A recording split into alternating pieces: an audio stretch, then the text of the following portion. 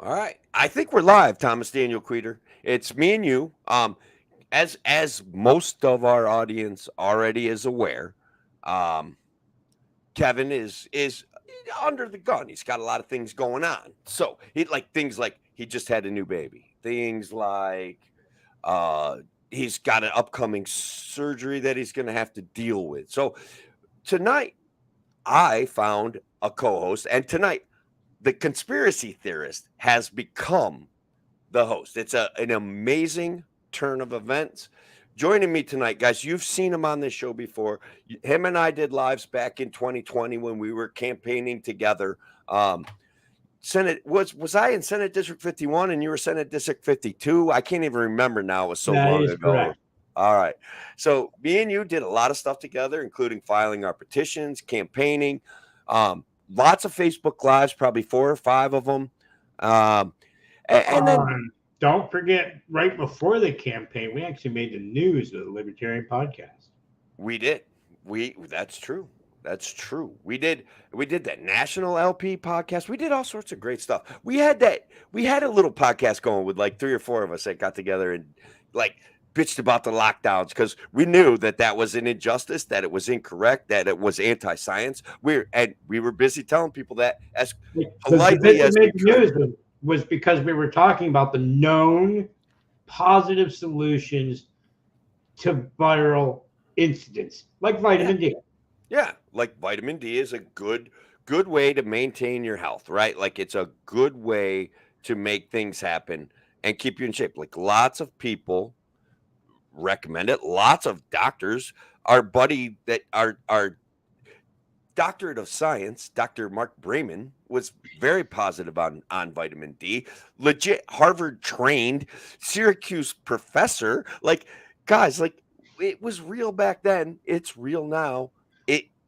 Anyways. So those are who would want to trust a professional biochemist? Right, exactly. That would be crazy. Who wants to do that? That's just nutty. And yeah, we had lots of great conversations, and now you have continued on a path that I want to share with our audience out there. And I want to try to do it, Tom, as you know, like my technical savvy is not perfect, but I'm going to try to be an official radio host with a sense of timing. So, I'll do shout outs to the WYSL audience. You and I will be able to do a 20-minute segment, then 2 15-minute segments. We have lots of things that we want to talk about. You're the star of the show, but we've got some news that I want to discuss as well, because that's part of what makes for good radio. People like to talk about news on the radio, apparently. So anyways, I news radio for a reason, but I have bad news for you, Tim. Yeah. As far as the conspiracy theories go, I will not agree that the Earth is flat. I'm sorry. You will not what? Agree that the Earth is flat. I'm sorry, but you're wrong about that one. I don't even agree with the Earth being flat. I just see some really shoddy arguments from round earthers, right? Like I just get down this road of, hey, you don't get to just say because your 3rd grade teacher told you so. Okay, you need to have done some research yourself. Okay, like I know that like Galileo and Copernicus came up with some great theories that demonstrated that the Earth is round, that we're moving in an orbit, that we're traveling around the sun. I get all that, but like, let's have a conversation. Like I don't know. I like to tease everybody. I'll tease flat earthers. I'll tease round earthers. So I mean, I perfectly respect anybody questioning the authority of science, because science is intended to be questioned. That is the scientific method. I was taught that the minute you find a scientific answer, you should have several more questions. Science is always evolving, and science is made to challenge itself. So listen, I'm watching the clock. We are going to do the radio intro in about 15 seconds, all right? At 4:45. I don't know if you can see the clock, but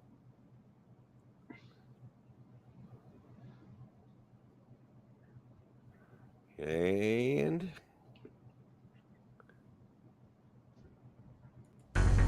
now, an hour of clarity for exhausted people of our nation mired in toxic partisanship. Left versus right, us versus them. While we pay to keep our politicians fighting, how do we, the people, rise up and solve the great challenges of our time? We do it by embracing freedom and liberty.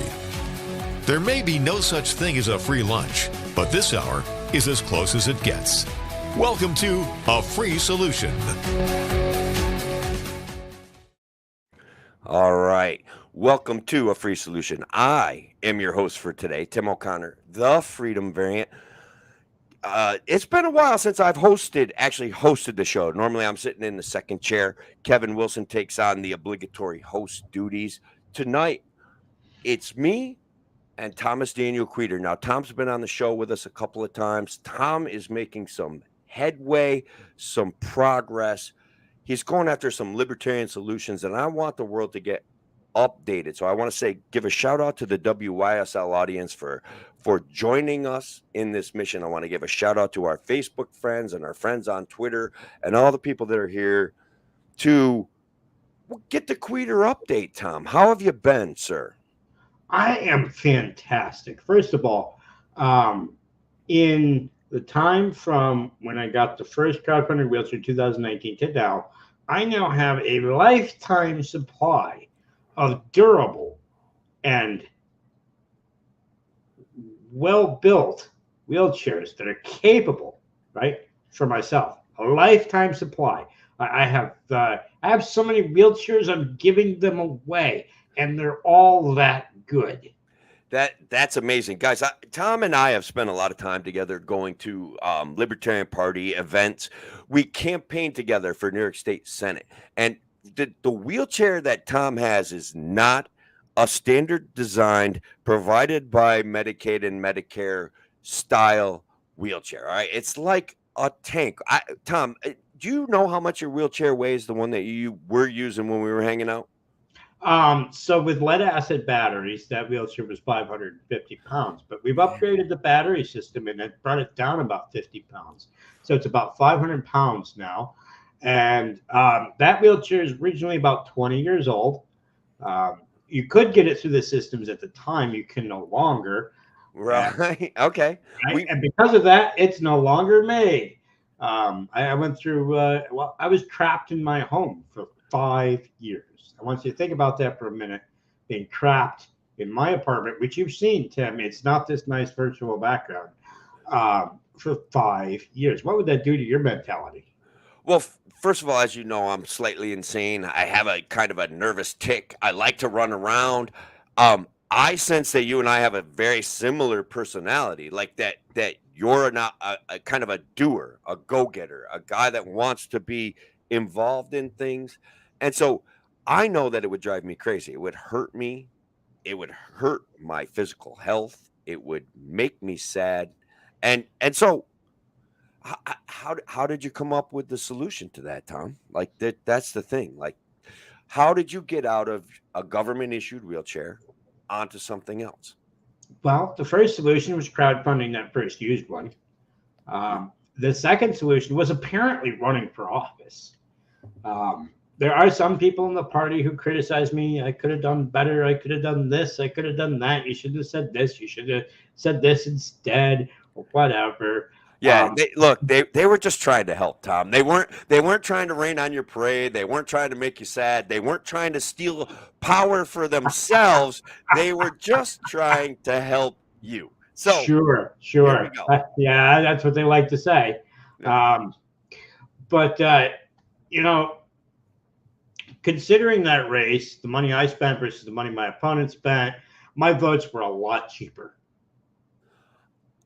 That's something that we should maybe touch on right now. You ran one of the most successful candidacies for a libertarian in the state of New York in history, right? Like Larry Sharp. At that point, it was the most at that level in the state. Correct, right? Like Larry Sharp got a bunch of votes for governor. That's probably the most successful campaign in history. But yours, based on percentages of votes, was actually substantially higher. It was what'd you get, 14, 15, 16%, somewhere in there? Roughly 13%, which is also surprisingly roughly 13,000 votes. Yeah, that's in a state Senate race, right? I mean, 13,000 in a state Senate race is not terrible for spending only $37,000. Yeah. No, that's pennies on the dollar compared to what the GOP or the DNC spends per vote. And not only that, but we're not even including, we can't make promises with other people's money because we're not in power yet. So even even the fact that they're spending money on advertising is occluded by the fact that they are making promises with taxpayer dollars to provide services and goods to their constituents. That's a real strategy. That's a real bribe that they offer. It's a real thing that libertarians are going to have a hard time competing with for lots of reasons, right? Because even there, we want less of that because we believe that that would be better for people, you know? Well, I mean, only a libertarian candidate in a national travesty can convince, or only a Republican candidate in a national travesty can convince Republicans to want welfare. That's what he did. People wonder why sometimes I don't like Donald J. Trump, and there's you're touching on one right there. Look, his response to COVID was the deep state autocratic response to COVID. Now, did he pay lip service to notions of freedom? Did he argue on behalf of people slightly more? Maybe, but it was lip service, man. And did he devalue the currency? Yes. Did he encourage the CARES Act? Did he complain it wasn't bigger? Did he do all of those things? Did he warp speed a vaccine? Like, he didn't even warp speed a regular vaccine. He warp speeded an mRNA therapy. Like, those things I think people are upset about. What do you think? Technically a global experiment. I mean, that's really what it is. I'm sorry, but anything else has much more, and they don't even have much more testing done than that did. It was a knee-jerk reaction, right? Somebody made a big bang over here, and our government turned and ran into a wall. Yeah, that's a pretty good analogy. I got to be honest. That's really good. You know, but on the notion of Trump, I give him as much credit as I give any other president in my lifetime, which isn't much. I feel like it's becoming more and more of a show, right? Like that we're forced to accept. And look, guys, this is a reality. I've talked about it before. We have two guys running for president that the major parties approve.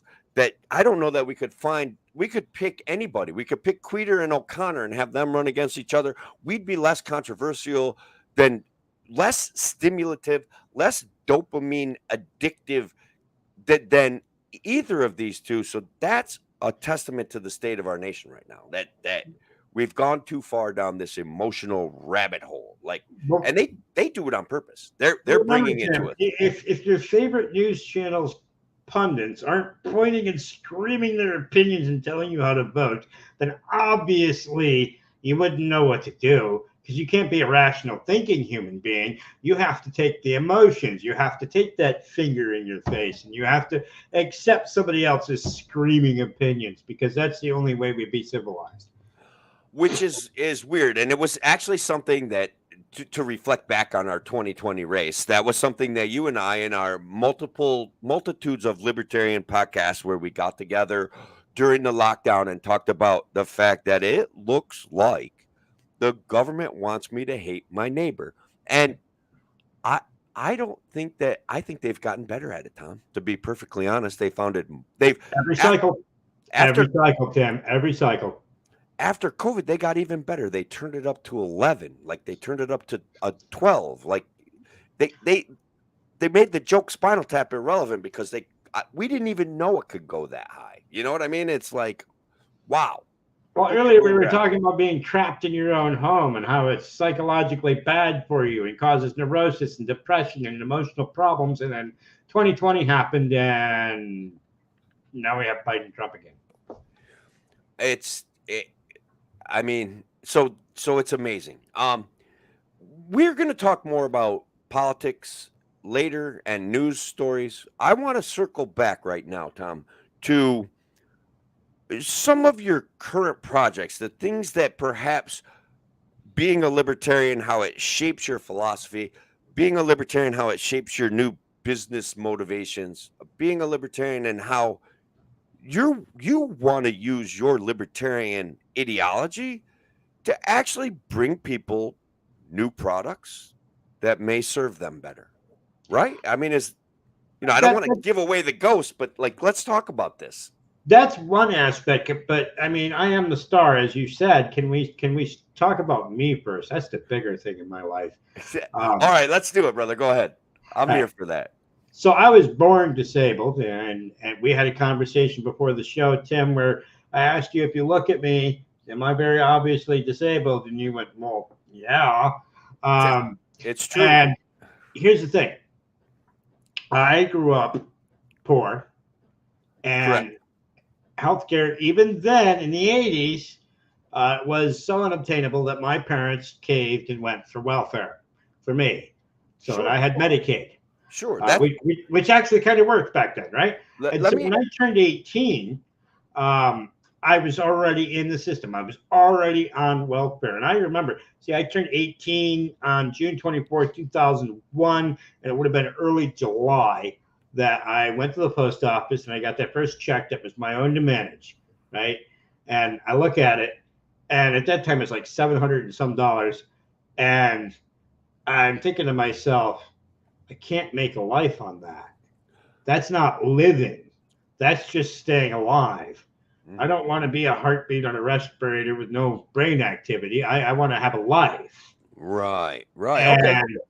I committed that day to finding a way off. That's why I tried to go to college, which I did do for a year, but I found no accessibility because it was a state college. I've tried to make money every which way I could. At one point, you could have a hobby that was self-sustaining, and you could funnel cash.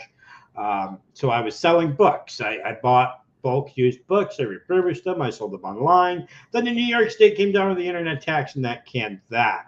I did, when my father was sick and the family was hurting, I had an off the books job, 80 hours a week for 3 years.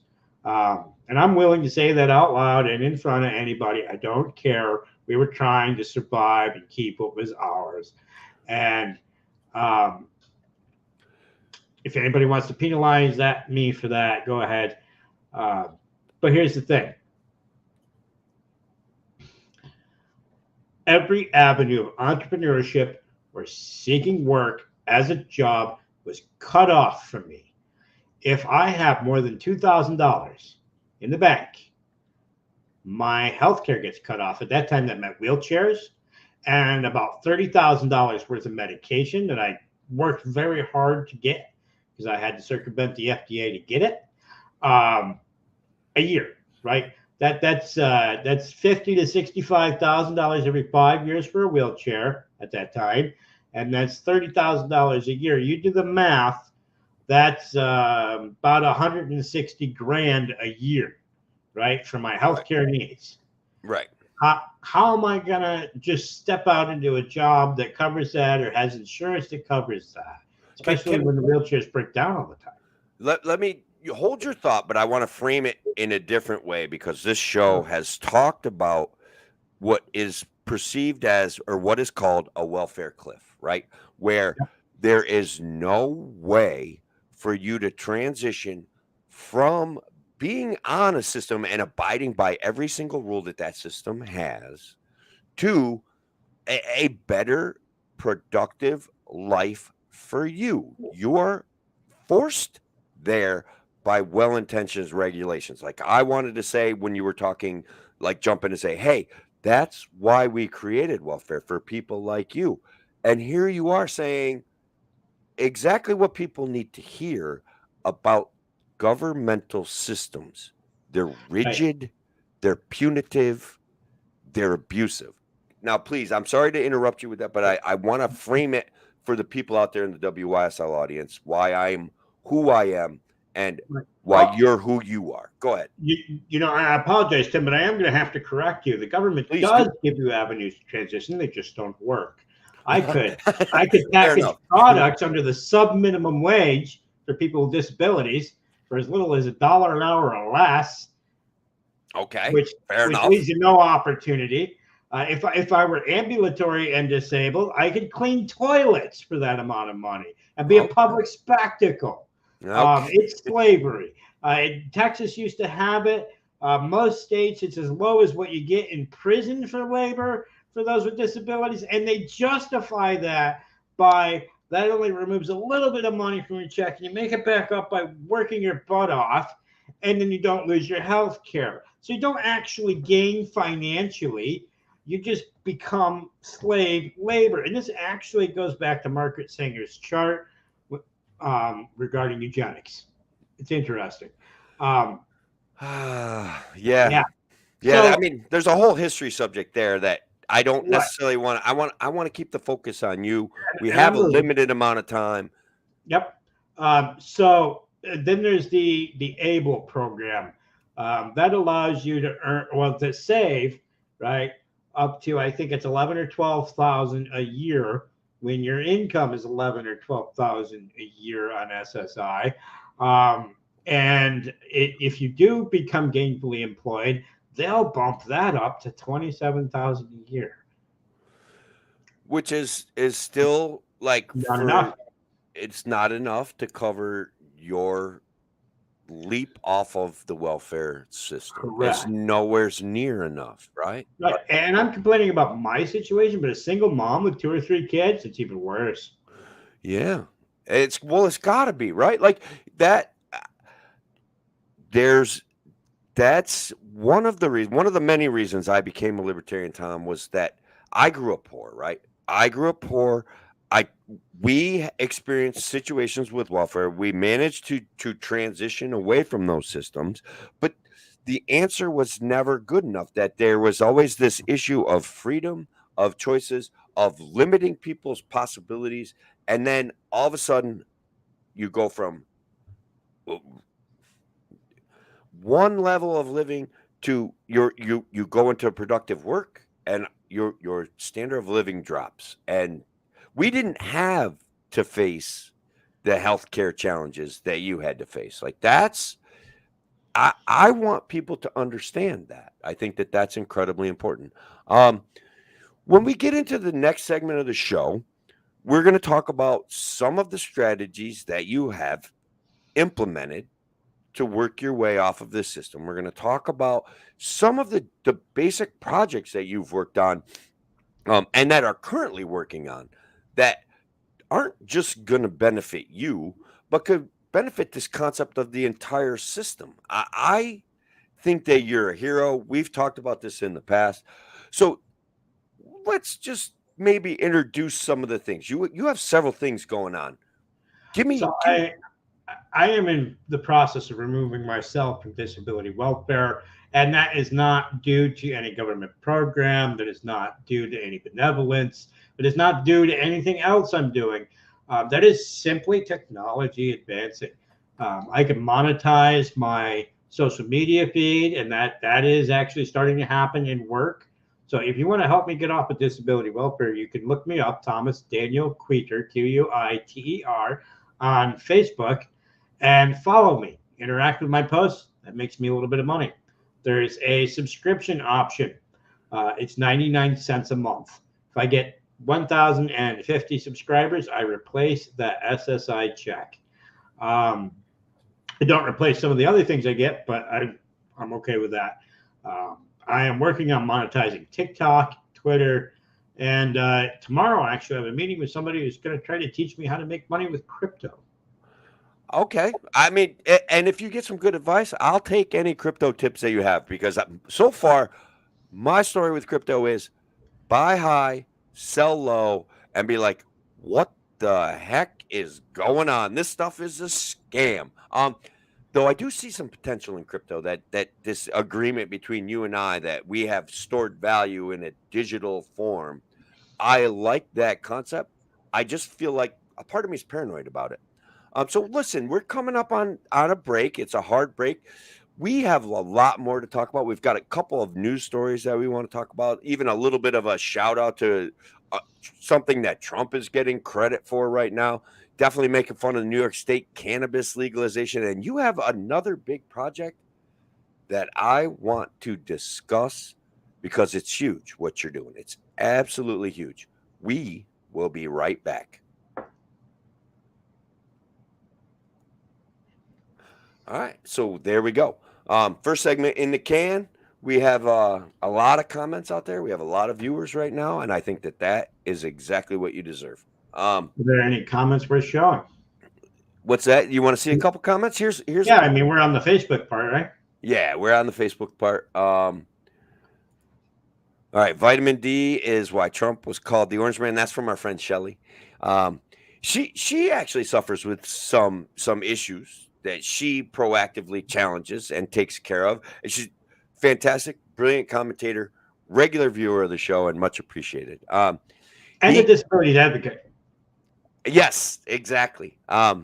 He clearly had beta keratinosis, which makes you turn orange. I think, does that mean he eats too many carrots? Just be honest. I think that's what- Beta carotene is in carrots.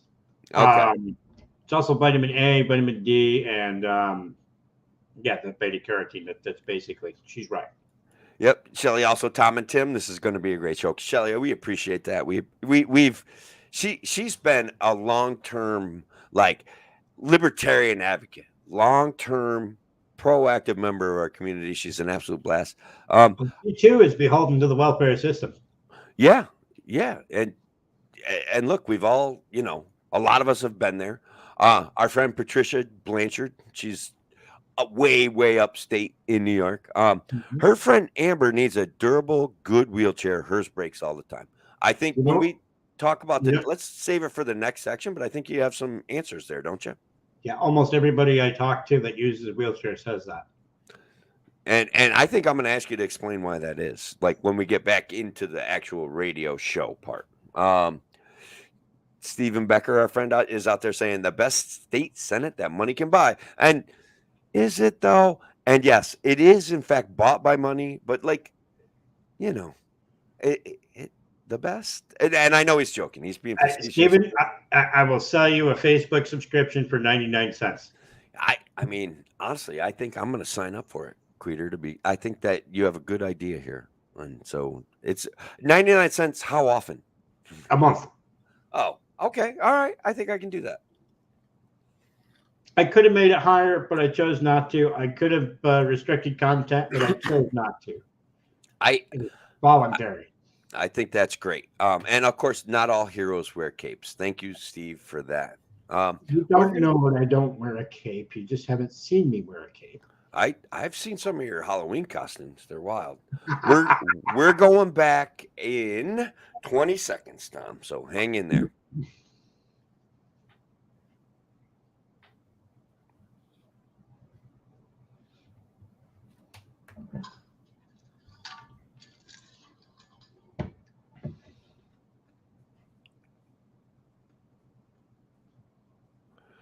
Welcome back to A Free Solution. I'm your host for the day, and this is a little bit abnormal. Kevin Wilson has some high-level family stuff. I want to thank, once again, the WYSL audience for joining me, Tim O'Connor, the Freedom Variant, and those of you out there in the internet land, the YouTubers, the Facebookers, the Twitterers. I appreciate you guys being here. Today, we have a very special guest who has been on the show before. He was talking about some projects that he was working on the last time he was on the show. And Tom, I think let's go into your mobility independence foundation work and the things that are going on with that, because I think that's big news. I think that there are people in the WYSL audience that may be able to help with this, that may have an interest in this. I want them to get a breakdown of what's going on and what you're doing. Well, let's start with the purpose of the foundation. As you know, Tim, because you know me, I know what it's like to go 12 hours without a glass of water because my wheelchair's broken down and my hardworking family is at work, right? Sure. I know what it's like to be stuck in a room for 5 years because I can't get quality equipment and the equipment I have is broken. In my instance, the equipment they offered would have injured me and put me to the bed, which in disability terms is the end of life. It's hospice. And I'm not willing to do that. You might imagine. I have always been impressed with your tenacity, brother. You know that. So, I've been a power wheelchair user since I was 4 years old, 37 years now, and I have experienced with almost every wheelchair, well, every wheelchair, but with one wheelchair, it wasn't because of the design or the company that manufactured it. Severe problems. I think I was 11 or 12 years old. I had a wheelchair that was billed to us as a rugged outdoor wheelchair for children. In 3 months on the lawn, the wheel fell off and dumped me out, and I sustained 100 fractures in an instant. That's how I learned that if you're disabled in New York State, you're undervalued in the courts, and if you're a child in New York State, you're undervalued in the courts. If a new vehicle malfunctioned and caused you 100 fractures, Tim, how much do you think that lawsuit would be worth? I don't know, Tom, but here's the deal. I single-handedly forced the Ford Motor Company to negotiate a deal with a homeowner because one of their starter products on a car caught fire and damaged this guy's house. That was my one experience with showing up for jury duty. I think the Ford Motor Company settled for like $25,000. So in your perspective, like that, what, $25,000, that's probably nowhere's like, Well, talk think about about it, Tim. It was 100 broken bones in an instant, and 18 months of healing and recovery, and all of the suffering my family and parents went through. That's a big chunk of money if it's a vehicle. It's a yeah, big chunk of money if it's a cup of McDonald's coffee. yeah, millions, right? Millions. Yeah, we got 60,000, 45 after the lawyer's fees. That's absurd. Okay, so that's absurd. That's a function of contracting with the government. That's a function of qualified immunity on some level, right? Like that's a function of all of the things that libertarians argue and rail against. It's a product liability issue. It's basically a fraud issue, right? If they sell it as a rugged outdoor piece of equipment and you, probably weighing all of 80 pounds at the time, were able to break a wheel off of it just by being an active person, that's absurd. It's absurd, right? That's absurd. I wasn't even being that active. I only had it on a front yard and dirt driveways. And it didn't break off. It had a poor design. It had bolts with no nuts and no washers.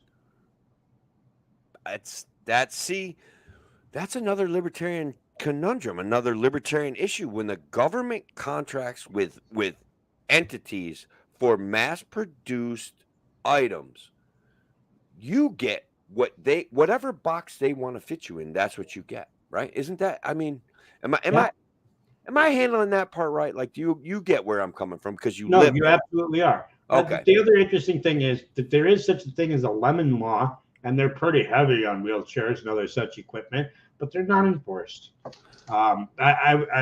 I've been working with people with disabilities across the country with regard to the foundation and assessing need and what we can do. And I was talking to one John Triple-Piece out of Northern California. They have one of the most robust lemon laws when it comes to equipment like wheelchairs. And 5 years ago, he got a wheelchair that when he pushed the joystick, it didn't go where he told it to go. It went where it wanted to go. There's severe malfunction. Can you imagine if your legs went in directions you didn't tell them to go? And No, I right? can't imagine it. No. Right. No. So here's what happened. He was conned or convinced to let them repair it over and over again until you're past the 6-month law or 11 law period, and you're stuck with it. So he's dealt with this wheelchair for 5 years now, and they're finally replacing it. And you know what they're replacing it with? The same model wheelchair. Yeah, because they have a contract. Because they have this long-term contract, probably some sort of no-bid contract where they get automatic price increases for their substandard product, and some politician benefits either their campaign coffer or their family is involved in that business. Like this kind of corruption that is entirely legal, everybody. This kind of corruption that I'm talking about right now, this nepotism, this long-term benefiting each other's family, these filling our campaign coffers, this corruption, completely legal, and is happening all the time. And under the guise of benevolence, Tom, like that's a reality, right? Like that's what they're saying. Hey, we provide wheelchairs. Wow, love us. Our wheelchairs are junk. Don't look at that. You know what I mean? you will not own your wheelchair, and you will be expected to pretend to be happy. Yeah.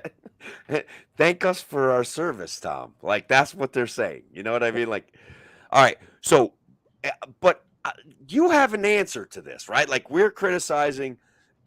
People come to this show. They hope for answers and solutions, and that's one of the reasons why I'm so fascinated with you. That you took this libertarian motto of finding solutions to heart. You made it a life's work. You've networked. You've chased down obsolete plans, allegedly obsolete plans and patents and stuff like that. All of these things you have done. Am I right? Like I'm not making that up. Am Right. I? Well, so the IP we're harvesting is only obsolete if you ask the big corporations that hold other IP. Um, Right. so it's actually public domain. After 20 years of patent, it goes into the public domain. Now, the interesting thing with that is once the IP can't be held, anybody can make it, and therefore nobody makes it because they can't stranglehold the market. For instance, the wheelchair I'm sitting in, the motors were actually made in Watertown. You know where Watertown is. I do. Yep. And so it's like a 3 to 6 month wait to get a new motor through the systems.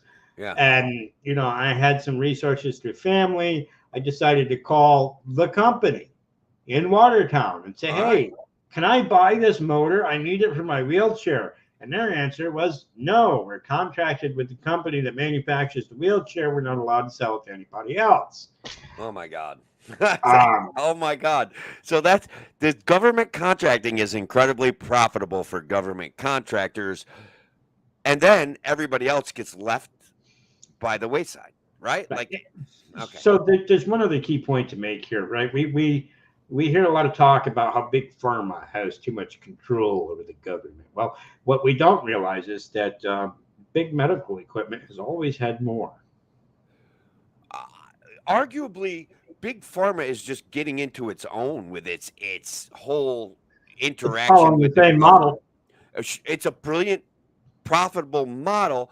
It's the same model that foreign no-bid contractors use when they're rebuilding stuff that we contributed to blowing up overseas. Okay, it's the same model. Do something that the government demands and write your ticket. It's where $7 million hammers come from or $200,000 toilet seats come from. That's, again, completely legal corruption. Right? So most wheelchairs are covered by some kind of insurance, and probably the majority share covered by government insurance like Medicaid or Medicare. Sure.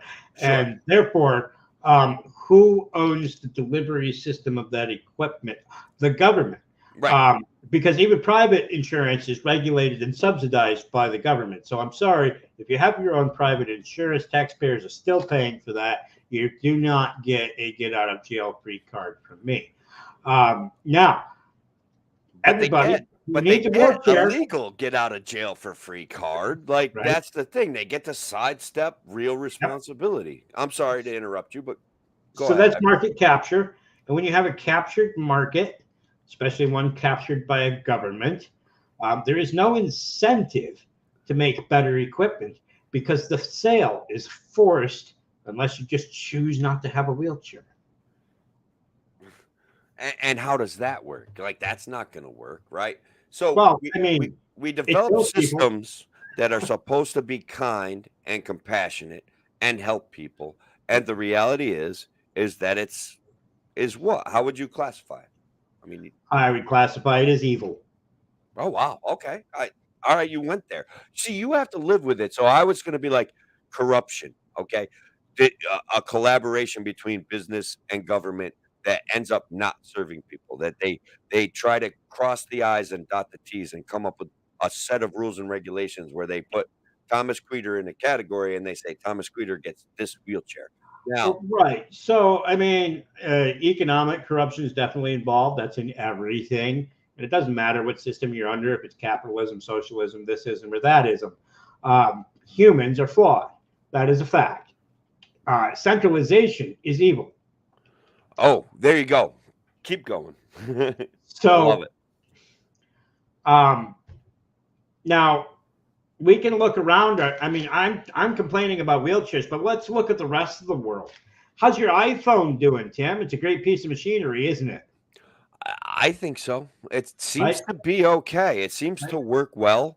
right. And your new automobiles, they work great, right? That's great technology. It's The, state of the art stuff, right? right. Like The robot on Mars that lasted 4 years without being touched by human hands works great. Well, worked great for 14 years.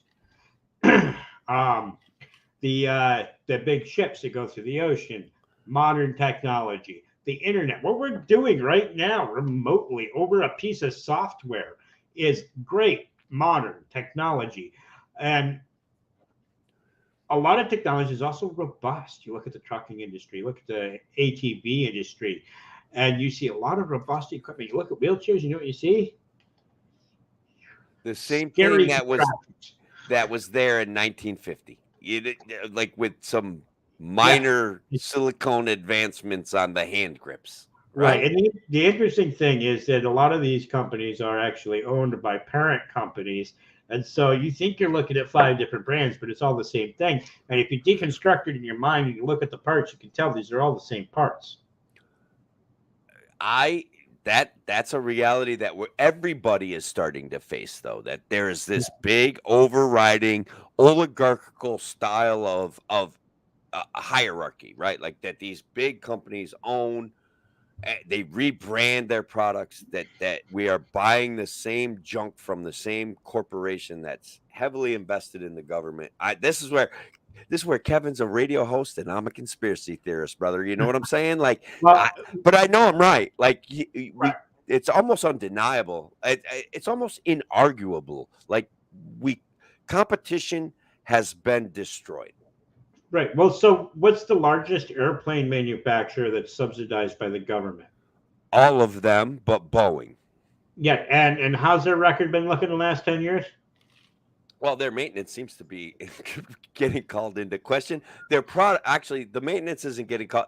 Their product is getting called into question. We've had the whole 737 recall. We've had doors popping off. We've had windows falling out. It's been an interesting time, Right. and So is Boeing making our wheelchairs now? I love that you're calling into question this collaboration with government. I love that, brother. I love that Right. about you. It's beautiful. So let's get back to the solution. Yes. The solution is to not have your wheelchairs made by able-bodied people that work at corporations and see people with disabilities as people who need to stay in one room for the rest of their lives. That's fantastic. We're coming up on another hard break.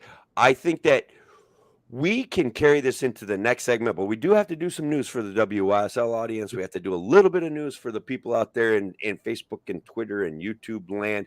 But we're, again, coming up on a break. We will be right back. Can you put the myth.org up on your Myth.org? themyth.org? Whoops. Yeah. Let everybody in Facebook land see it. Right. Okay. Twitter land. Or is it X now? I like to call it Twixter. Twixter. That works. That works. Sounds like So- Trickster and it sounds like Twix, the candy bar. The myth.com. All right. Org. Org? All right. Yes. Good. Yeah. All right. And everybody out there, in these, Kevin is such a good radio host. He's way more mentally organized than I am. But anyways, I'll put it up here. What do you want to say about this? Did you go No, there and no, check it out? not the myth. The myth. MIF. Oh, the myth. All right, guys, let's correct that. See? No Kevin, conspiracy theories, Tim. I mean, that's That's probably already a website. yeah, no doubt. Let's see if we can that. There you go. I got it. All right, good. Oh, you got Kevin's pretty face up there. I know. Yeah, I'm posting. I know. That's what I went with. John Thuman out there, the MILF.org. I was like, I hear Wait, that wait. every day. oh, so I wasn't an original joke. All right. No, When you were asking me for no. when you gave me your email address to send you the link to the show. Everybody looks at too much porn, Tim. Yeah, I mean, it's an epidemic. The government's going to solve that, though. Age restrictions and verified ID to use the internet. Everything's going to be fine, bro. Right, Everything's because going our to be fine. teenagers don't know how to use VPNs or steal their parents' ID.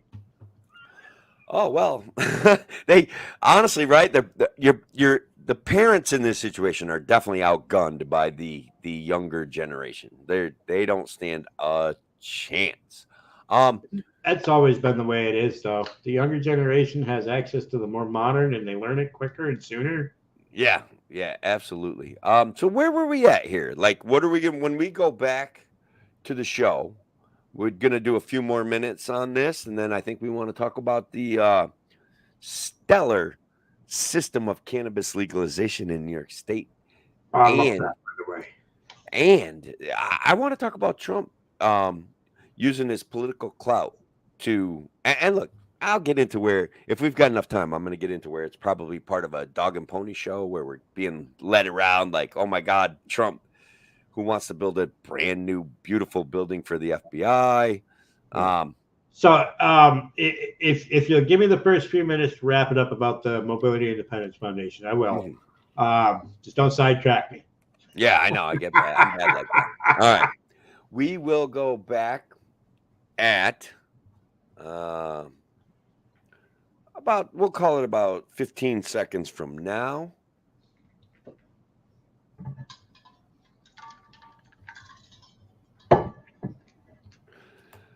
And I'll do a welcome back to the WSL audience.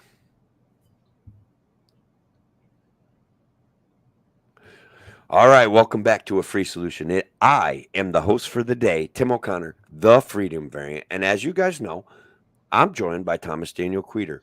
We were talking about the Mobility Independence Foundation before the break, and I think he's got a few more things to say, and then we're going to hit some highlights of the recent news articles. One regarding New York State, one that Donald Trump's putting on a pretty good show. But Tom, please wrap up the issues, how people can help the Mobility Independence Foundation, some of your success stories, and some of your goals. So, the Mobility Independence Foundation seeks to create better designs for mobility equipment such as wheelchairs, starting with the Endurance Modular Power Wheelchair. That's a wheelchair design that can be produced in a way that fits anybody's disability and that can be tweaked by anybody building one. We are doing this in an open source hardware fashion. You can look up what open source hardware is on any search engine, but essentially, it is a situation where we release the schematics, the instructions, the designs, so that anybody who has the resources can make it for free for themselves. They don't have to pay us. But Tim, if you want to start a business building my wheelchair or our wheelchair, you can actually lease our designs, just like the software in the 90s. Remember that? You could download it and use it for free, but if you use it for business, they wanted you to pay for it.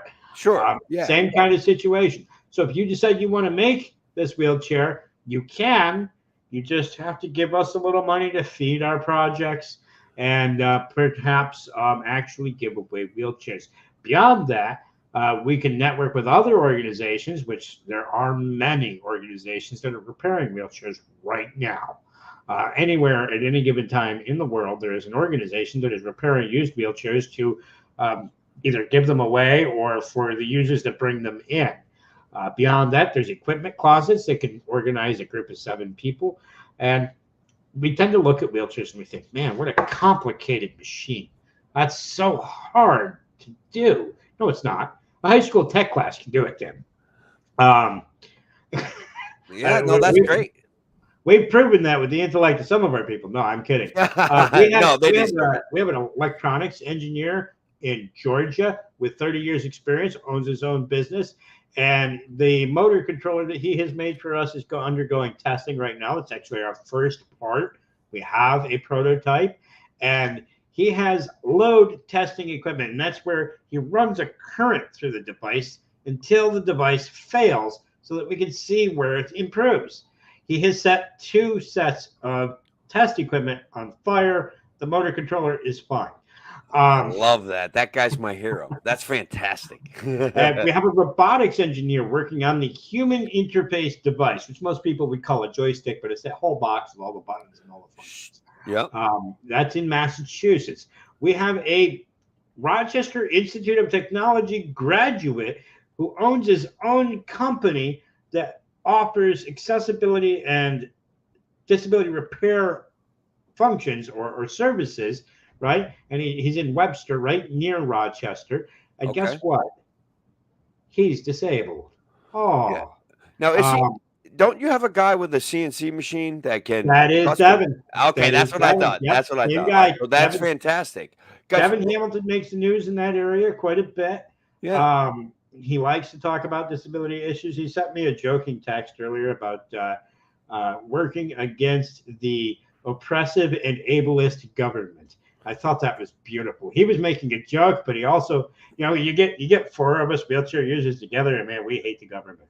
I, Um, I don't blame you guys. I hate the government. I can only imagine what the situation is for you.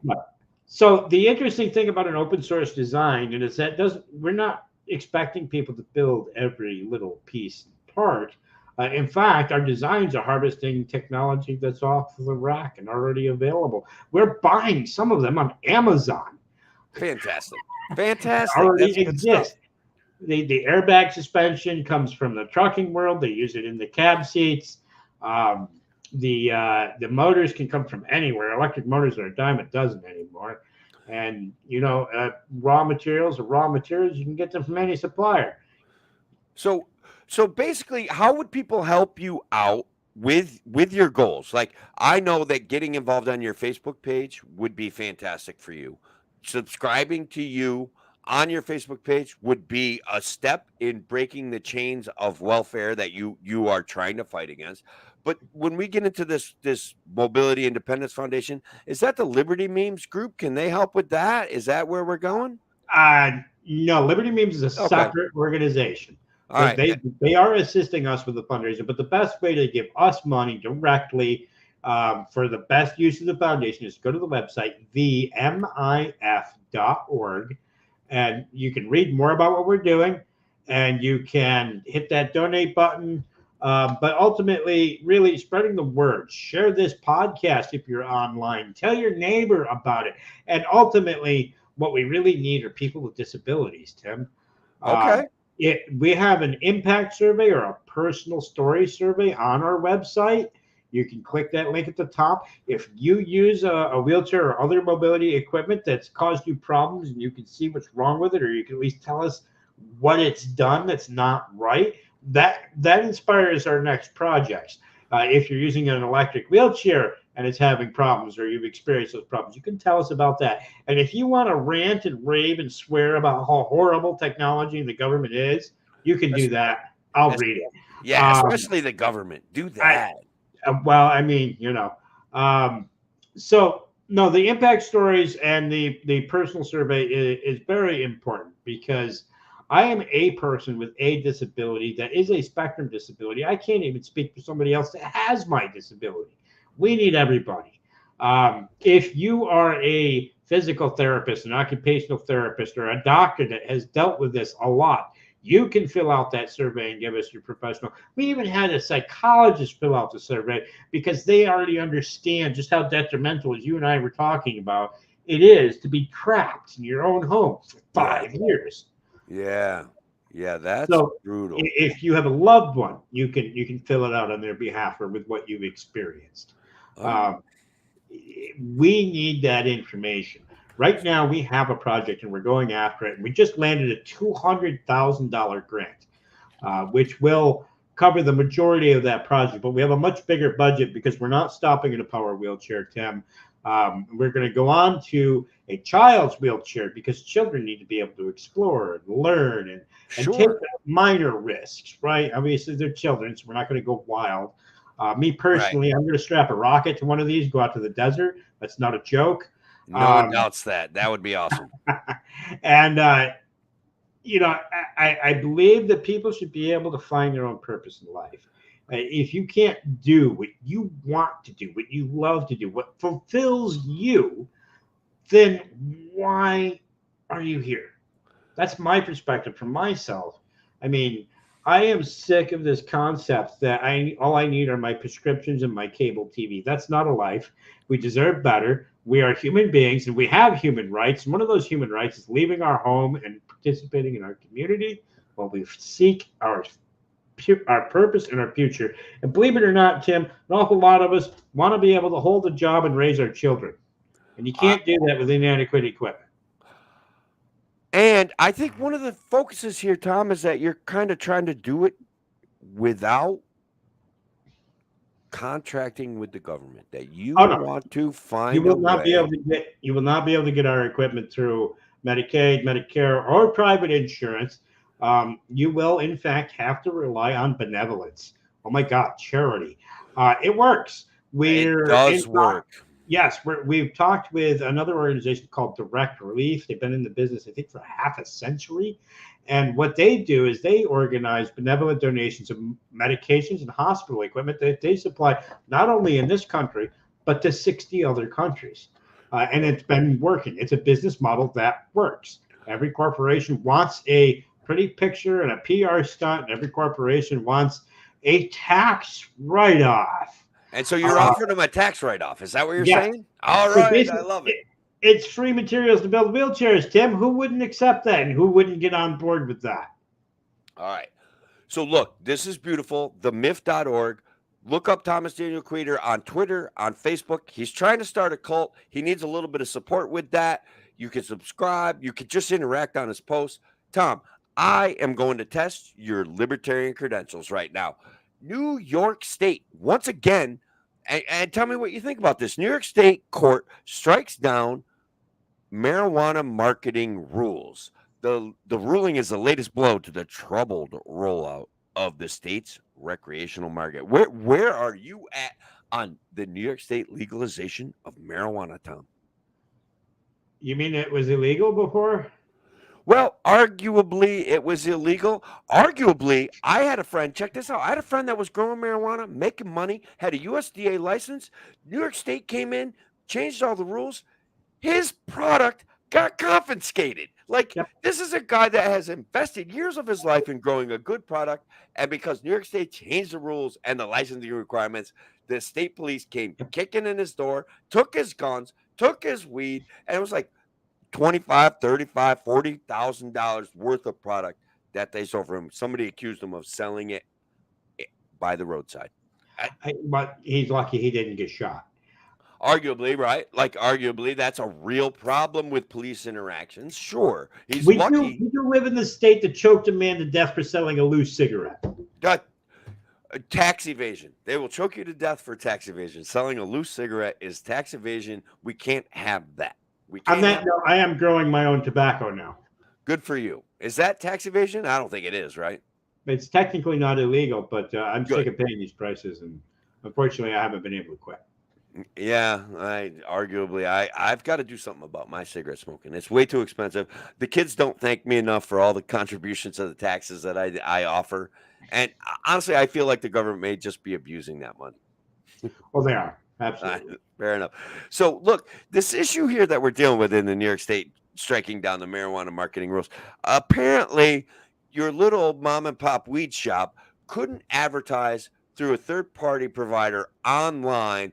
And luckily, somebody had the wherewithal to take on New York State. This rollout of marijuana legalization has been a botched endeavor in identity politics, in just exactly how the government, when it takes ownership of a product, screws everything up. And so, what do you think about that? Like, am I wrong? Like, these guys are nuts and they're horrible at this stuff. God bless Leafly.com. You want to trust the science? They've got the cannabis science all over that website. I use it. If you want to learn about terpenes, if you want to learn about the interactions, if you want to learn about which cultivars are best for which situations, use Leafly.com and absolutely support them because they do good work like this. Think about it. A stoner website sued the state of New York and won. They wrecked them too. Like they struck them down. The New York State was violating their First Amendment rights. New York State was restricting their access to markets. New York State failed because they want to control this market in such a way that it benefits New York State and their virtue signals, right? Like, our legislators want to have virtue signals to stand on, and they're screwing it up. They screwed up. We were talking just last week about how cannabis farmers are on the hook for major investments for product that they cannot sell because Not of only this. that, but $500,000 for a permit they're going to get denied. Yeah, it's Computer off. it's Thomas, here Bear is with your me. reminder. mhm. Go to bed. It's an amazing situation, and we've been making fun of it here for I don't know, for the last 3 years. We could anybody with half a brain could see that this was going to be a disaster. Sorry about that interruption, Tim. My It's device okay. is telling me to go to bed. Well, maybe it's time for you to go to bed. I don't know, but we've got another minute and a half of this show. So, Trump steamrolled the Republicans in Congress, and this is all a psyop, everybody. But Trump steamrolled the Republicans in Congress to not renew a certain aspect of the FISA warrants application. It actually looks like a minor victory for people that stand in the way of government invasion into our privacy. What do you think? Will it stick? Will it last? What's the next emergency that they're going to undo this? I mean, you want to talk about what Congress does? I'm going to talk about hookers and blow. Attaboy. Here's the thing that I love. That's going to be a great way to end the radio show, brother, because we are coming up on running out of time. I hope our friends stick around for the after show. I hope the WYSL audience joins us occasionally on our live presentation, which we do Tuesdays or Thursdays. Thank you all for being here. We'll talk to you next week. All right, brother. Thank you. All right. So, yeah, hookers and blow was a great way to end that show, man. Well, I mean, that's Well really played. what they do. Come on. Arguably, they have too much power and too much money, right? So, the bastions of power are just, it's wild. We didn't even get to talk about their insider trading. Which, guys, in the after show, perhaps we should talk about how Every government emergency makes Congress rich. Come on. it's amazing. The best ones at it, that Eye Patch McCain and Nancy Pelosi. And look, guys, I want to keep reminding everyone, Newt Gingrich called Paul Pelosi an astute investor on the Sean Hannity show. This corruption, they are thick as thieves, okay? Paul Pelosi trades on Nancy Pelosi's stock tips, period. And for the system to back that up is absurd. Tim, who was president when this started in 2020? Donald J. Trump, right? The man. Right, and in that year, you know which party had the most winningest candidates in the stock market? The Republican Party, right? Yeah. Was that year? Yeah. Oh. I mean, weird, right? Like they control the subsidies to the oligarchical system, right? I don't know about you, Tim, but I can't see the hand in front of my face. You can, it's that obvious. All right. Well, I wish that more people could, and I wish that there was a certain amount of reality. Like, even if it's unintentional, even if it's not deliberately corrupt, we have incentivized absurdity, bro. Like, we have incentivized absurdity. We have allowed these people to legislate themselves as our better angels of society, and therefore they get to do. Do you remember the post office scandal, Tom? I've been wanting to talk about this. Which one? The House of Representatives, the DC post office scandal, where the representatives of the U.S. government were able to just go into this post office, cut a check, and get cash. And the check never made it to their bank account to get cash. So they were just going in there writing checks. I got to do some research on it because it came in my brain the other day on the way to work, and I can remember it was the most absurd form of corruption, and they all got away with it. Like, nobody even lost their job over it. You know what I mean? Like, doesn't the post office have like money issues? Because the Congress back then used to tap them for money, for free money. They would just go in. It was. I'll do a segment of a show on it. I'll do a little bit more research. I don't know that it isn't fully suppressed, but it What are the was. price of stamps anymore? Because I feel like my old Forever stamps were a good investment. Honestly, it's like if you had bought 1,000,000 of them, you would have made bank. You know what I mean? It's like up like 25% in 3 years. So that would Right. have been a pretty good investment. It really would have. Better Let's than most stocks. guys. You had a lot, Tom. You had a lot of information to present, so I didn't go to as many comments as I would have liked to. Oh, Shelly experiences something like that with her interactive devices at home, like Yep. how your computer just jumped in there. Yeah, I have the bedtime reminder because I grew up on a farm. I like 16, 20-hour days. And if Sure. I'm working at night and I don't realize it's 10 o'clock, all of a sudden it's 4 a.m. It's like I got to get up at 7. I have like I try to go to bed by like 9 o'clock during the week, and then I'm up at like 2. It's like that feels so unfair. But also, then I do the dishes, make some coffee, play some chess, maybe I'm a make a little bit of note a or night two for a owl. show. I'm a little bit of a night owl. I try to make it down by midnight, and I'm always up by 5 or 6. Beautiful. Patty out there, you two are adorable together. We know. Steve says Paul Pelosi also gets no bid sweetheart construction contracts.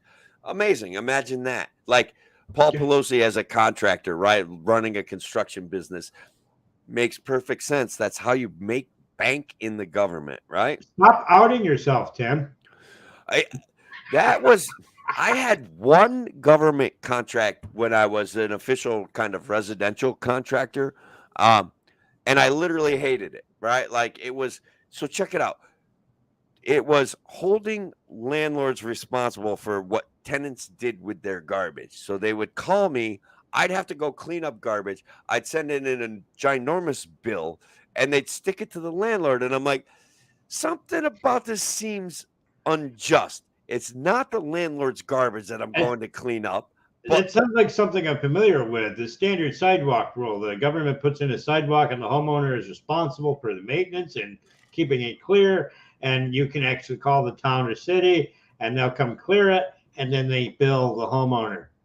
yeah, no, that was something else. I shoveled sidewalks in the winter. If someone did not clear their sidewalk by 9 o'clock, and look, they targeted landlords. All right, period. Like, so there were days where I'd make like $1,000 going driving around town shoveling people's sidewalks because, and it would take, you kind of had to charge them for a minimum of 45 minutes for 2 guys, and that was like $80. it was a lot of money back then. Even back then, it was a lot of money, right? Well, I And mean, working for the government pays more than working for the landlord. yeah, well, absolutely. I mean, I had to bid the job, but I had to bid it on a time and materials basis. So it was like, and look, guys, the reality was that there was misplaced government aggression. It's something that has contributed to the housing crisis, not holding people accountable for their behaviors and passing responsibilities out to the landlord. And trust me, I know that that can be annoying. Like if you're paying for a service and your landlord agrees to clear your sidewalk, fine. Then it should be passed on to the landlord, right? But a lot of people will say, "Hey, I'll do these things for you." They don't do them, then the government comes down heavy on the landlord. Right, but then again, right, the landlord doesn't have property rights to that sidewalk, and Yeah, doesn't necessarily realize that he's supposed to, or at least that's the case for homeowners. I remember at the post office here in Mount Upton, the bumps in the sidewalk were atrocious. yeah, I didn't bother me. You know my wheelchair, and I'll go I on the love road. it. I don't care. Yeah, But there was an elderly woman just a couple of houses away who would walk to the post office, and I saw her shuffling her feet. I said, "Man, she's gonna trip. She's gonna trip. She's gonna fall. It's gonna be bad." right. And so I went to the post office. I said, you got to do something about the sidewalks. The post office went to the town. The town, because the post office doesn't actually own the building, they rent from somebody. They rent part of the building. They put it on that homeowner, and then I get the bad rap for making the homeowner repair public property. Oh, look, this is something I've talked with Kevin about. It's an issue that I think is a good libertarian issue that the expense of public property is another hidden tax like inflation, okay? Where there's too much property in the hands of the government and it like right now it's an unfunded mandate that you go out and clean the government sidewalk, right? Like so this is a nonstop situation. Um, Actually, let's you remember I told you I've been giving wheelchairs away? yeah, I gave one to Devin because he also used to have an Omega Track and he loves them. I remember the yeah. first time I met him, I asked him what he thought of the Omega Track, and he said 3 words: "I miss it." Oh, You good. know what he did? You know what he did? He put a plow on the front of it and he plows sidewalks in his neighbors' driveways. Oh, that's fantastic, man. See, empowering people has rewards, right? Like that's I could honestly, you would do that. You would totally do that. That would be awesome. Um, Shelly remembers the post office scandal back in, I gotta say, it was like early 90s when they finally caught him. They'd been doing it for decades, just writing checks, kiting checks. All right, Patty's got a question for you. Um, can I ask Thomas, did he like playing D&D a few months ago? He posted he was going to play. I never saw how he liked it.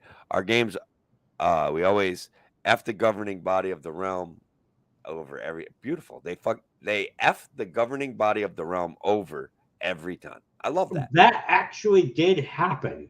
Mm, The unfortunate thing about that experience is that I was the only noob, and there wasn't a whole lot of direction. right. And then like I said, I've been putting in 80 to 120 hours for the Mobility Independence Foundation since October of 22. So I ran out of capability to come every night, and I wasn't really able to interact and play as much as I'd like because everybody else knew what they were doing and I didn't, and it's like, I'll just drop out. Last few times I think I just sat back and listened and paid attention. Beautiful. It sounds like a fun game. I would have loved it when I was 12.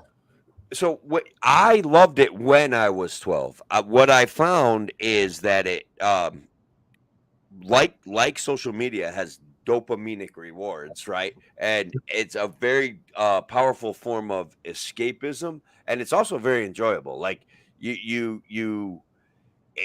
it, it was very all encompassing. I was definitely a D&D nerd for a few years back around from 10 to like 13 if I remember correctly. So I was looking for escapism at that age, but today I'm looking for realism. I like Attaboy. living life. Um Queeter, just one more test of your libertarian credentials.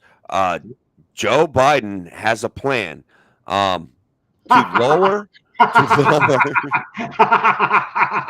All right, that right there. I'm not sure if I need to go further, but hold up. Let me tell you what the plan is. His plan, and guys, this goes into where our governing officials get to campaign in addition to with their campaign coffer money, public funds. Okay. So Joe Biden's plan, Queeter, my plan would lower the cost of housing by building and renovating 2 million homes.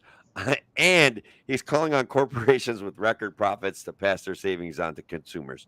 So the big one that I want to test you on right at for the moment is the plan to lower the cost of housing by building and renovating 2 million homes. What is that going to do? Is that going to help people without homes right now?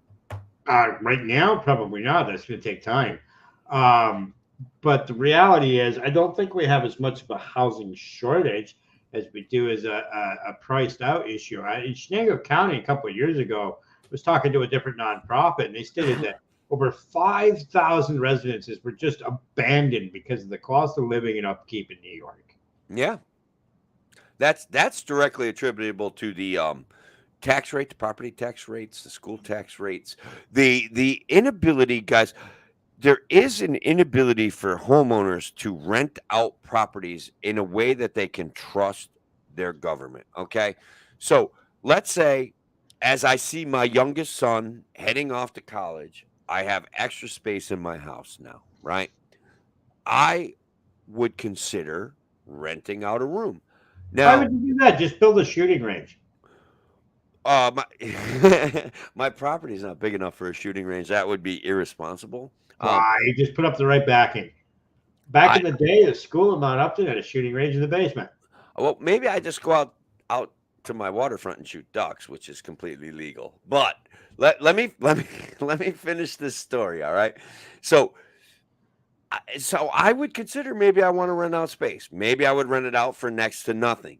But if I get a bad tenant in my home and I can't get rid of that psychopath and they're damaging my house and they're disturbing my peace and I have because I made some sort of tenuous agreement that they would be a good person and they're failing on their end and the government backs them.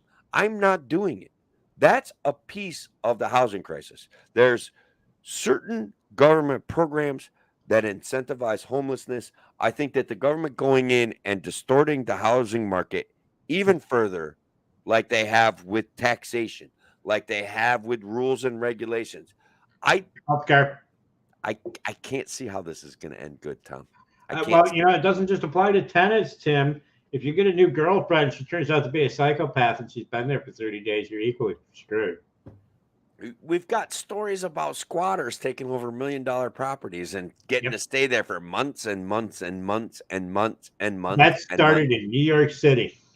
God bless New York City, man. It's a mess. That place is a mess. I don't care. Like Paul Krugman defends it all the time on Twitter. It's hilarious. It's like, and then some news breaks about Paul Krugman busy defending New York City, and then all of a sudden it's like, hey, you know what? We're deploying the National Guard onto the streets of New York to make sure that our subways are safe. It's like they've got the best death trap road system in the world. It's wild, man. It's wild. I'll never forget my first trip to New York City in 22, and dealing with as a passenger the on ramps and off ramps. Now, I went to architectural school. I know something about the flow of traffic. And my first thoughts were these designers were trying to kill people. Yeah. Well, I mean, the last thing you want to do in a road system is direct traffic at other traffic. You would think. Yeah, sure. You would think that. Yeah. So look, Patty brings up, isn't building and renovating existing homes what Habitat for Humanity does? Look, that's what we have. That's one area where we have competition is the government quashing out other NGOs and other government organizations. Yes. They're like, all right, well, we're going to campaign. We're going to buy some votes. We're going to squash a good program to prop up a new program. It happens pretty regularly. And I'm sure that, this is what we're looking at, right? Like that the government is going to go into directly remodeling, building, and renovating homes. And it's a business model that I'm incredibly uncomfortable with. I don't like it. They're driving up the cost for Habitat for Humanity by regulating the building industry. Right. Thank you. And if you know anything about large contractors in New York, they don't follow the regulations. What they do is they drop an envelope full of money in the right place and the inspector comes. Yeah. Yep. That's also a thing. That the power of the government invites corruption. The micromanagement of the government invites corruption. Interestingly, here in Guilford, they just added a position to spot check landowners for quote unquote junkyards. People who keep their own lawnmowers for parts and rebuild stuff, and maybe they have some stuff in their yard. The idea is, they're poor and they don't have the money to buy new. So what Guilford has said is that we don't want 3/4 of our own population. Look, one of the goals of government to make communities nicer is to beat up on poor people. Literally, that's the goal. Right. They can lead the state too, It's amazing. That was something that swept through the Hartwick area. That's something that's gone through the Milford area. That's something that goes through poor rural communities based on what they perceive has worked in densely populated urban areas. When in fact, they aren't working there either. It's just a freaking virtue signal, and it's just beating up on poor people. It's nonsense. They get to show enough in their marketing end of it. It's a Burger King commercial. right? On that commercial, you see that big, beautiful burger. It looks juicy, it looks pretty. The vegetables have color. The bun is fluffy. Every sesame seed is placed perfectly. You come out the other side of the drive-through. What do you have? Not that. It's false advertising. It is. Look, our friend Shelley, my landlord just cleaned house here. I'm presuming, I'm making a presumption that they just had to get rid of a tenant in Shelley's house. It took 6 months of non-payment to get them out, and the police had to assist. Yep. Why? See, that's absurd. That's a distortion of the housing market. Your landlord can their only option now is to raise their rates on the next tenant that comes in to hope to recoup this huge loss because the government has enhanced tenants' rights. And I get it, man. I get that the perception is that we're protecting poor people. There are lessons that can be learned very quickly, very painlessly by being displaced for a short period of time when there's lots of housing available. Right. So when we do this, the housing supply is contracted, it becomes more expensive, and the landlord is going to be less willing to take any risk on anybody other than a proven tenant. It's a real problem. People The don't only get way it. to protect poor people is to make everybody like landlords equally poor so that there's no housing being rented out and everybody's homeless. Right. That's the incentivized structure that government is offering. It's beautiful, man. So let's all go someplace warm. If we're going to be homeless anyway, go someplace warm. That's the reality. Let's do Well, that. I mean, if you want to ruin something basic and good, form a government. Well, I mean, it's an extortion racket. It is a protection racket. It is coercion. It is the threat of violence constantly. And look, Patty's right. Poor lives don't matter. The government uses them as a tool to whip people into a frenzy. They don't offer real solutions. They incentivize the worst parts of being poor, and they under the guise of protecting them, they distort all sorts of markets that end up hurting them short term, long term, and generationally. It's It's a real economic thing. apartheid.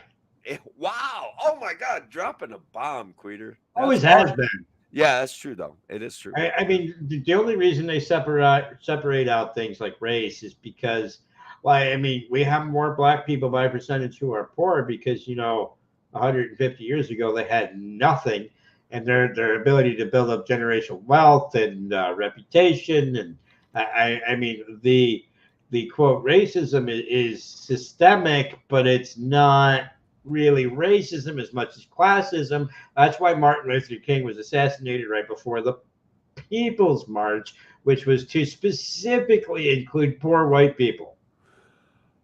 Look, there's people coming around making noise about racism is not an answer.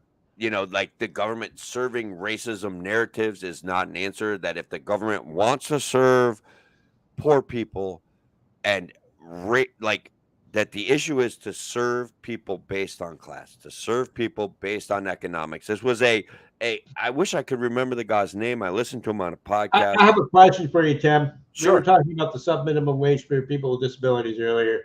Yeah. How would New York react if it was legal to pay a black person $1 an hour to clean toilets? Well, they'd freak the F out, right? Like Right, they right. would. But if you're disabled, it's okay. Right. It's classism. It is It's classism. apartheid. Yeah. It is specifically apartheid. It's economic apartheid. There's no way around it. And when I look at so my perspective goes to when I look at what my dollar buys now, there's a direct feeling of force to take me to a different economic strata than I worked for my entire life. That my Yep. savings has been devalued. That my time has been devalued. The And generational wealth you've built up to leave to your children has been devalued. absolutely, brother. Absolutely. And I haven't built up as much as I would have liked to be perfectly honest. I'm nowhere's near any kind of amazing amount of wealth.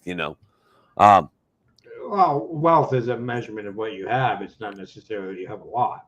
yeah, yeah, yeah, absolutely.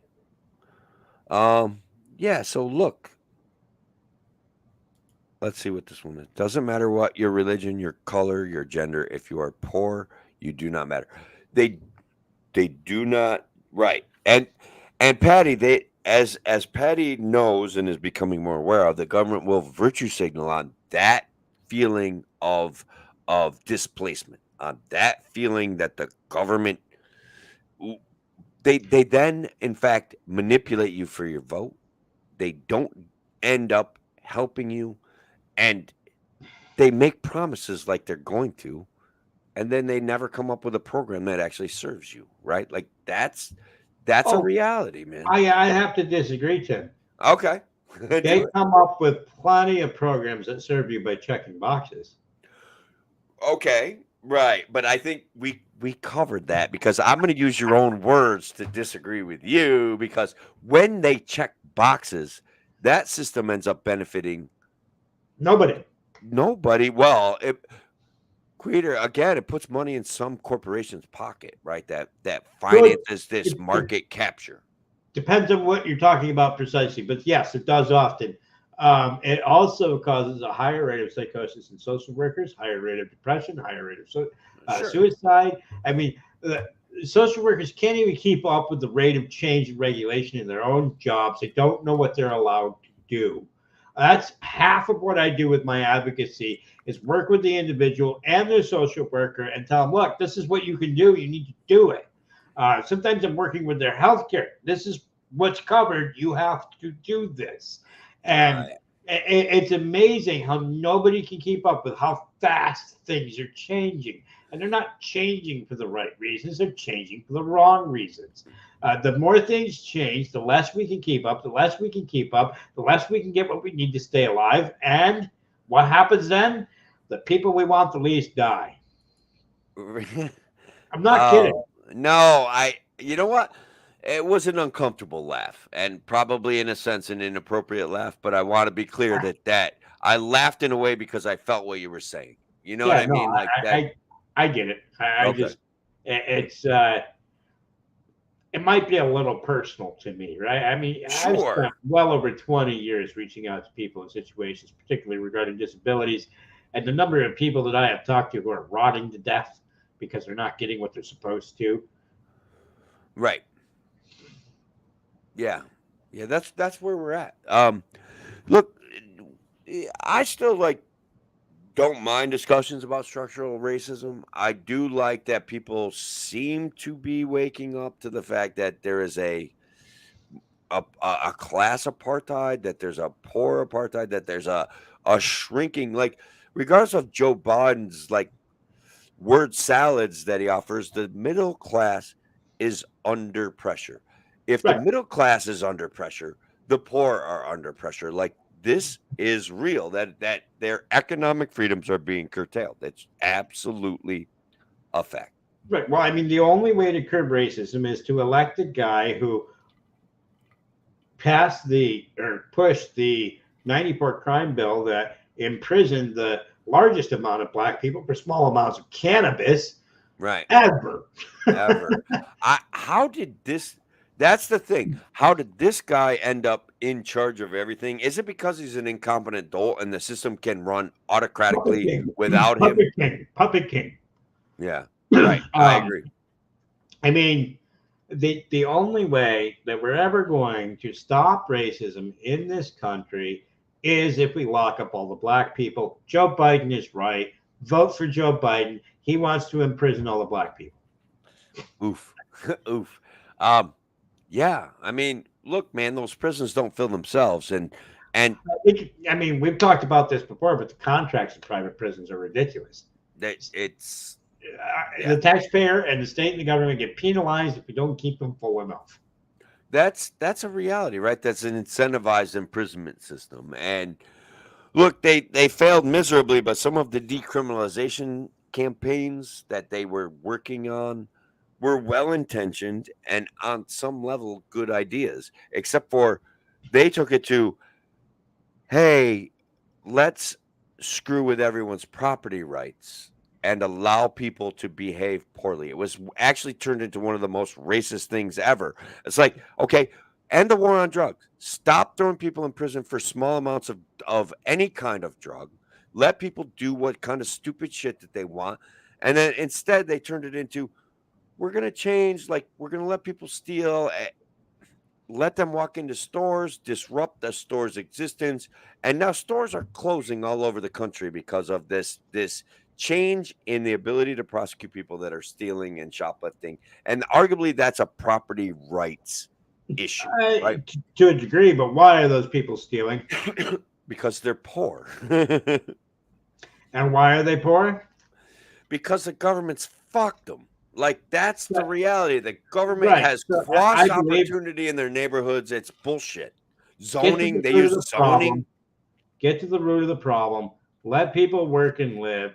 Let people do what they need to do to survive. But be less incentivized to commit crimes like that. Yeah. Yeah. Yeah. Shelley's got a comment out there that I like. Our nation is removing the middle class because they help the poor. We can't help the poor when we have to depend on the government. Do Arguably, you remember 6 or 8 years ago, the politicians were talking about changing the metrics for what middle class was, and that $400,000 would be middle class? it's amazing. That was pre-2020. Now look at us.